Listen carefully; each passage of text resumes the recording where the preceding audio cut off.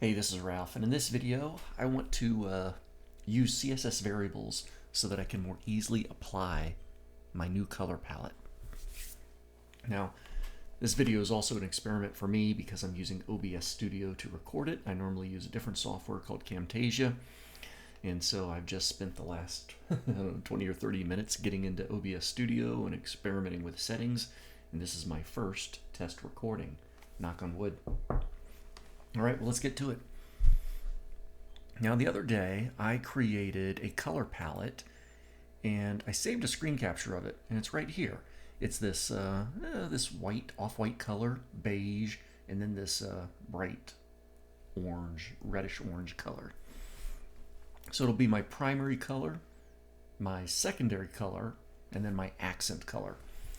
And ultimately, I will be trying to use the 60-30-10 ratio for these colors. 60% primary, 30% secondary, and only 10% accent. Now in this video, my goal isn't to create a web page, but I do want to see how I can more easily apply these colors, and the technique I'm going to use is called CSS variables. So let's see, I'm just going to go ahead and open up a new web page. And I will save this, of course, to my working folder. There it is, and I'll go into my 195 folder, and I don't know what I'm going to call it yet, so I will just call this module 03 variables.html. There we go. And I'm just going to go ahead and set up a basic page there.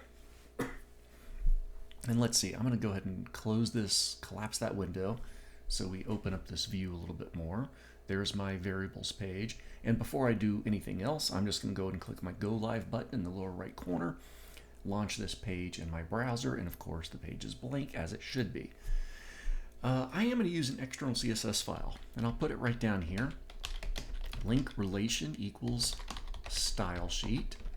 Hyper reference is going to be to my styles folder, m underscore, or what am I doing? 03 underscore variables.css. There we go. I'm going to go ahead and create a new CSS file, and I'm going to file, I'm going to save as. This is going to go in my 195 folder, but into the styles folder. I'm going to give it the name m03 styles. Nope, it's m3 underscore variables.css. Okay, now if I turn my Explorer bar back on, let's see if I feel organized here. So here's my m3 underscore variables.html. It's in my 195 folder. And then there's my m3 variables.css, which is in my styles folder, which is a subfolder of my 195 folder. All right, I think we're there. Now, of course, the big test, you just go to your CSS file, do something like body, background color pink, and we see if we get that color change.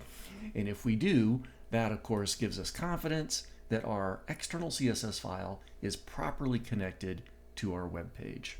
Excellent, we're doing good. Okay, I don't really need any of that though. Well, a real page would have a rule for body, but instead I'm going to do this. I'm going to go ahead and create a reset rule. Margin 0, padding 0.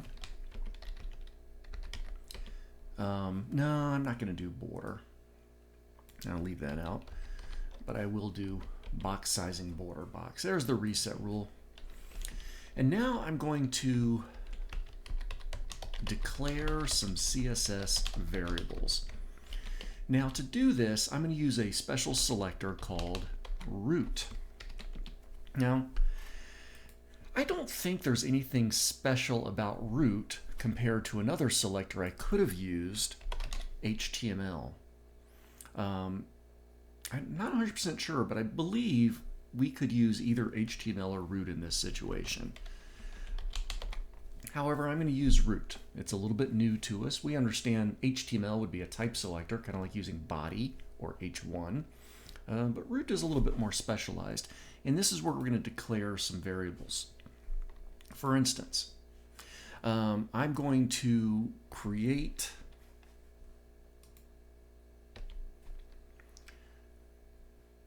dash dash, and how do I want to write this? I'm going to write it this way. I'm going to write color dash primary colon, and then I'm going to have my primary hex code in here. What is that one? It is F7 F7 F2. Hashtag F7 F7 F2. Now we could do this as an RGB value, as an HSL value, whatever you want. And I could obviously swap these out a little bit later. Okay, so that's our first variable, color primary. I'm going to do another one here. Color, and I'm just going to do text. That wasn't on my original plan, but I'm just going to go ahead and put in 222222. That's the same as 222, which is what I often use for basic text color. I just wanted a dark text color for that. Now let's do, actually, I'll call it color text 1. Now I'm going to do color secondary, and my secondary color is E4, E6, C3. E4, E6, C3. E4, E6, C3. There's our color secondary, and then color, I'm going to do color accent 1 in case I create another accent color. And what is this one? BA 1200. All right, I can handle that one. Hashtag BA 1200. Perfect. So now we have our variables declared. All right, how do we start to use these things? Well, let's create a rule that we're familiar with, a rule for the body of the page. And I'm going to set the background color to be var parentheses dash dash, and then I can just select my color primary. Perfect. And I'll set my foreground color, my text color, to be var parentheses dash dash color text 1. There we go. Actually, I can see the changes happening. It's really subtle, of course. And even though I don't have it on my page yet, I'm going to create a header. Actually, I'll do header and footer. And I'm going to set the background color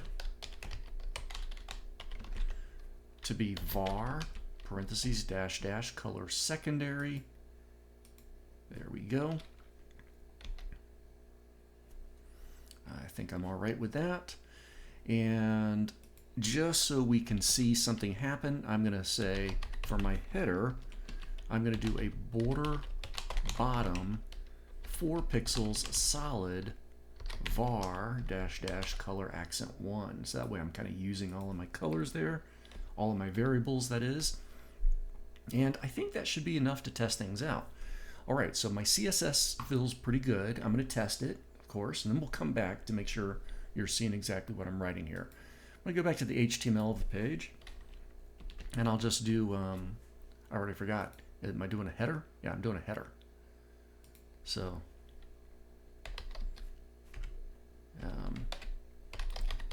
header, and then I'll put an H1 in there using variables. Perfect.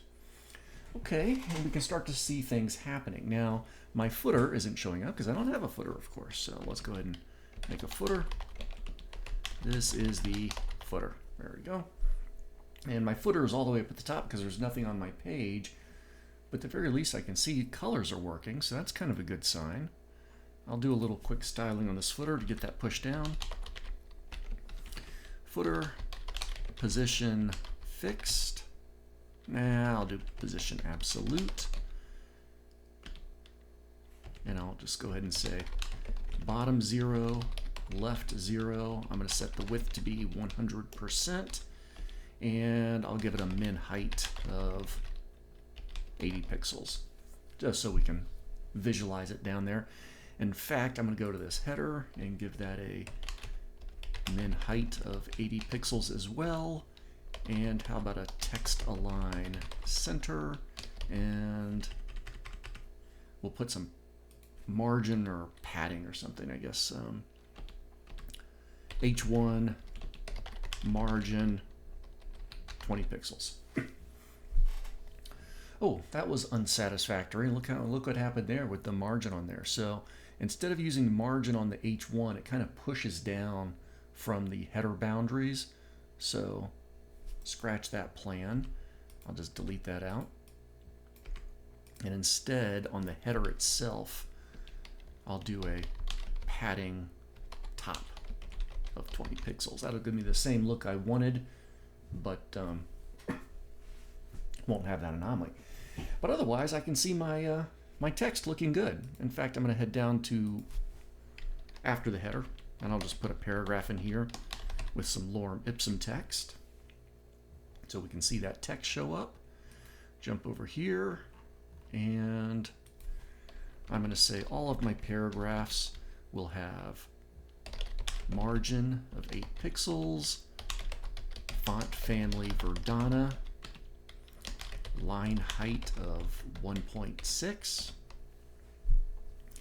And so now we can start to really, okay, this page is looking pretty good. I've got my my colors on there. But what's great about using variables is you can easily change your mind. So if instead of me using this as my accent color, I can say, you know what, I want to use orange red, and that's going to change that accent color. Now I didn't choose something too dramatic there, but I could change it out to yellow green, and now that accent color is going to change. And I could change my secondary color to, I don't know, tan. And I could change my primary color to FFCC, which is a light shade of yellow. Changes that. And it doesn't matter how many times I've used my variables throughout my CSS, it's going to change every instance of that variable usage. So I think that's going to be where I'm going to leave you with using our variables. On my code, I will go ahead and Control Z, and I'm going to put back my colors the way they were before, because for my next web project, I intend to use these particular colors, and I'm going to use them as CSS variables. Take care.